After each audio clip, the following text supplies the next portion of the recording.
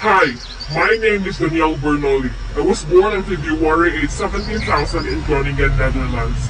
I am the son of Johan Bernoulli. I have an older brother named Nicholas Bernoulli, and my uncle is Jacob Bernoulli. I was born into a family of leading mathematicians, but also into a family where there was unfortunate rivalry, jealousy, and bitterness. I am like my father. I also want to study mathematics, and during the time, I studied philosophy at Basel. I was learning the methods of the calculus from my father and my uncle Nicholas. However, my father was determined that I should become a merchant, and he tried to place me in apprenticeship. But I strongly opposed to this, and soon my father relented, but certainly not as far as to let me study mathematics. My father declared that there was no money in mathematics, and so he sent me back to Basel University to study medicine. This time, I did spend the time studying medicine at Heidelberg in 1718 and Strasbourg in 1719. I returned to Basel to complete my doctorate in medicine in 1720. By this stage, my father was prepared to teach me more mathematics when I studied medicine, and I studied my father's theories of kinetic energy. What I learned on the conservation of energy from my father, academic post, I went to Venice to study practical medicine. While I was in Venice, I had designed an hourglass to be used at sea, so that trickle of sand was constant even when the ship was rolling in heavy seas. I submitted my work on this to the Paris Academy, and in 1725, the year I returned from Italy to Basel, I learned that I have won the prize of the Paris Academy. I also attained fame through my work mathematical exercises, and on the strength of this, I was invited to take up the chair of mathematics at St. Petersburg.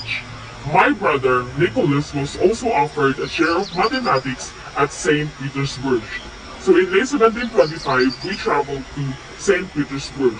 Within 8 months of our taking up the appointments in St. Petersburg, my brother died of fever. I was left greatly saddened at the loss of my brother, Nicholas, and also very unhappy with the harsh climate. I thought of returning to Basel and go to my father telling him how unhappy I am in St. Petersburg. On the other hand, my father was able to arrange for one of his best pupils, Leonard Euler, to go to St. Petersburg to work with me.